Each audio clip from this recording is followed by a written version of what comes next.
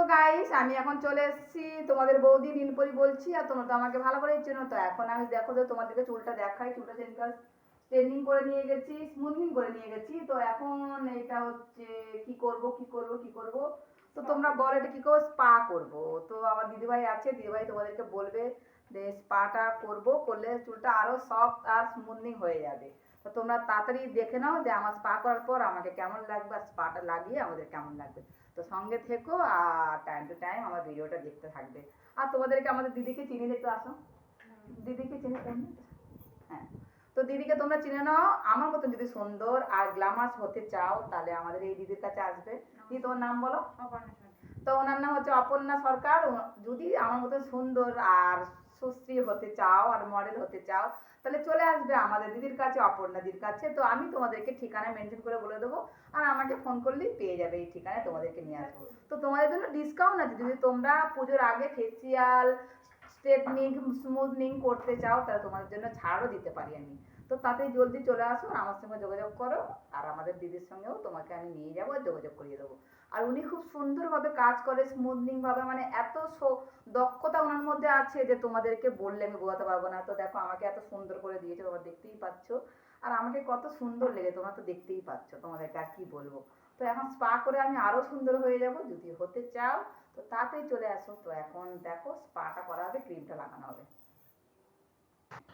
আচ্ছা ঠিক আছে, তাহলে আমি এখন চলে যাবো শ্যাম্পু করতে। শ্যাম্পু করার পর আবার ফিরে আসছি তোমাদের কাছে। দেখো এটা হচ্ছে বাথরুম, শ্যাম্পু করবো।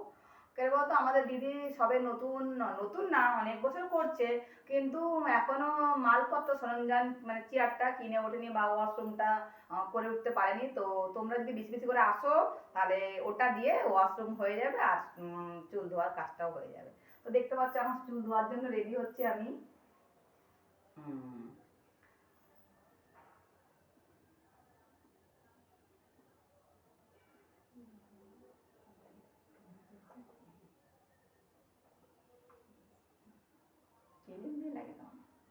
তো দেখতে পাচ্ছ আমি রেডি, এখন চুলটা ধোবো আর তারপরে তোমাদেরকে ক্রিমটা লাগিয়ে দেখাবো। তো ওকে, থাকো, আসছি। তো দেখো আমার হেয়ারটা ধোয়া হয়ে গেছে, তোমাদেরকে দেখাই। আমার হেয়ারটা ধোয়া হয়ে গেছে, এবার দিদি একটু মুছামুছি করবে, তারপরে ক্রিমটা লাগাবে।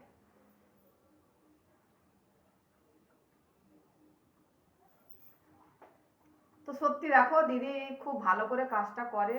যদি বা তোমাদেরকে বলছি যে পার্লারে করলে যারা বেশি বেশি টাকা দিয়ে বসে থাকে তারা কিন্তু এত ভালো করে কাজ করবে না এই দিদির মতন।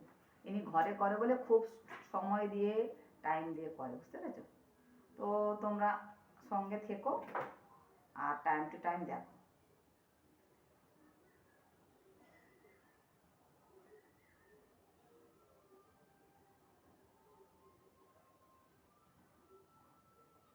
এটা কি ভিজা চুলে মাখতে হবে? ও, তা স্পাটা দেখো ভিজা চুলেই মাখতে হবে।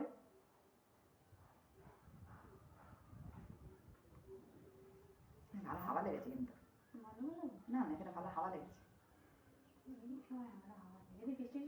ওই বৃষ্টি হয়েছে বলে ওই জন্য এরকম হচ্ছে। পুকুর আছে না? আচ্ছা একটু দেখি।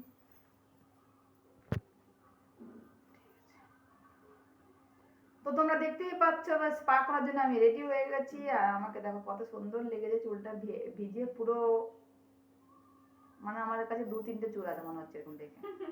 তারপরে এবার ধুয়ে ফেলে শুকিয়ে ফেলে অনেক চুল মনে হবে। তো এরকমই লাগে, কিছু করার নেই। যদি বা আমরা পার্লারে গিয়ে অনেকক্ষণ ধরে টাইম দিয়ে বেস্ট করি, কিন্তু এখানে করছি বলে আমার খুব ভালো লাগছে যে দিদি খুব ভালোভাবে করে দেয়। আর স্পাটা ভিজা চুলেই করতে হয়, তাই জন্য ভিজা চুলটা দিদি করাচ্ছে। দেখো এই ক্রিমটা নিয়েছে। ক্রিমটা কি ক্রিম দিদির সঙ্গে কি কি দিয়েছে বলো?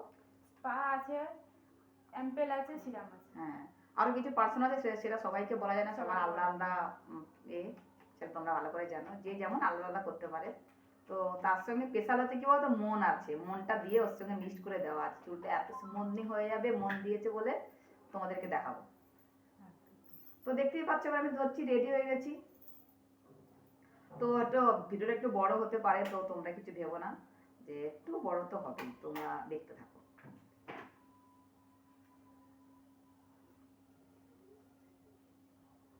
তো তো কি বলতো, আমার তো একা ধারা ক্যামেরা ধরার কেউ লোক নেই, আমাকে একাকে ক্যামেরা ধরতে হয় আর একাকে আমাকে সব করতে হয়।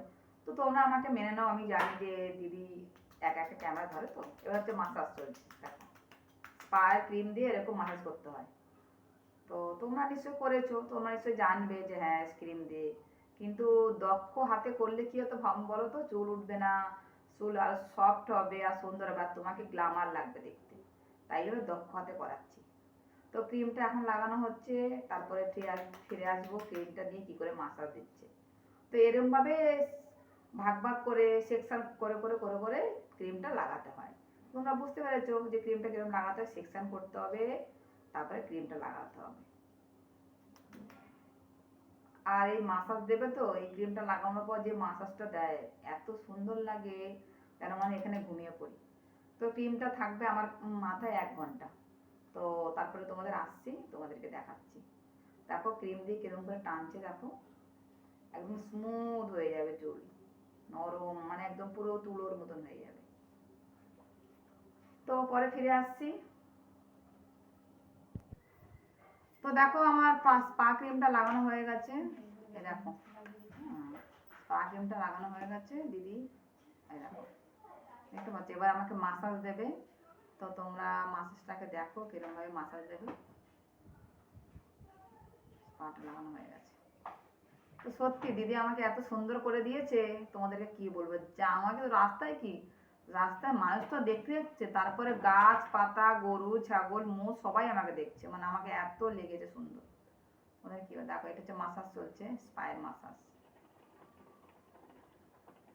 স্ট্রেট চুল তো তাই ভিতরে ভিতরে হাতে বাজে।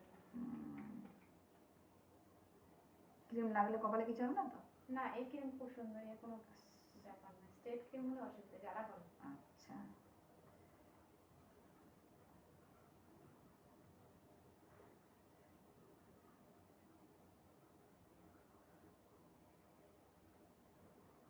তো দেখো এত সুন্দর মাসাজ, আমার ঘুম পেয়ে যাচ্ছে মনে হচ্ছে আবার, সত্যি ঘুম পেয়ে যায় মাসাজটা দিলে।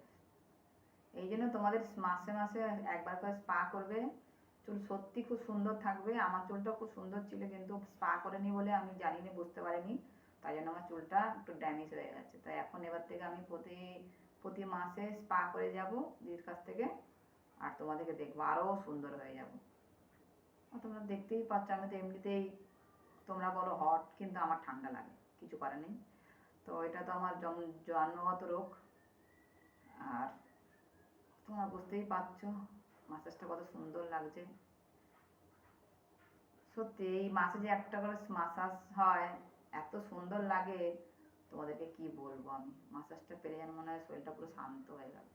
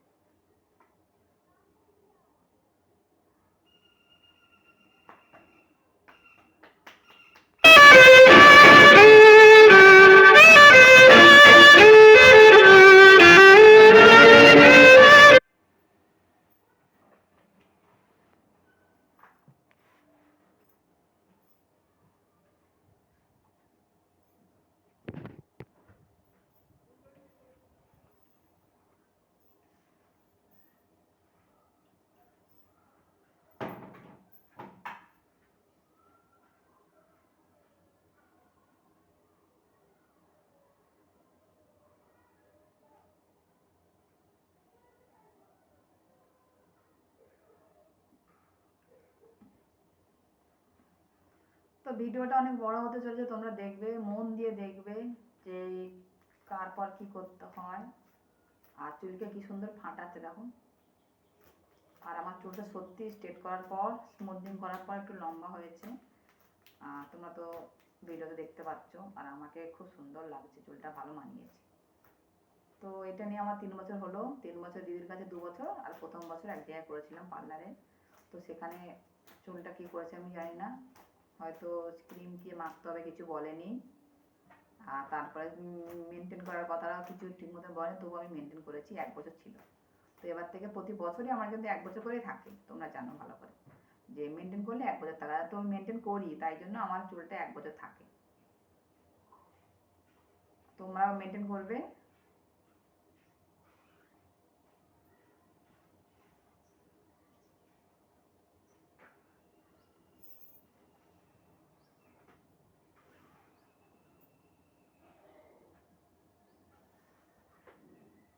তো ক্রিমটা লাগিয়ে এরকম সোজা হয়ে থাকতে হবে মনে হয়, তাই না? হ্যাঁ, এরকম ক্রিমটা লাগানোর পর এরকম সোজা হয়ে থাকতে হবে কত মিনিট, কত ঘন্টা? 45 মিনিট। 40-45 মিনিট তোমরা এরকম সোজা হয়ে থাকবে। তারপরে চুলটা ধুয়ে ফেললে হেভি। তো স্ট্রেট হয়ে থাকবো এখন আমি খানিকক্ষণ, একদম চুপ হয়ে সাইলেন্ট হয়ে থাকবো। তো তোমরা দেখবে, তারপরে ধুয়ে ফেলার পর, ধোয়াটার পরেও তোমাদেরকে দেখাবো, আর স্ট্রেট করার পরেও তোমাদেরকে দেখাবো, মানে শুকনো করার পরে। তো সঙ্গে থেকো।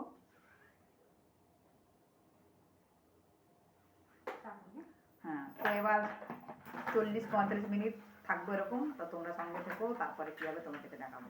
ওকে।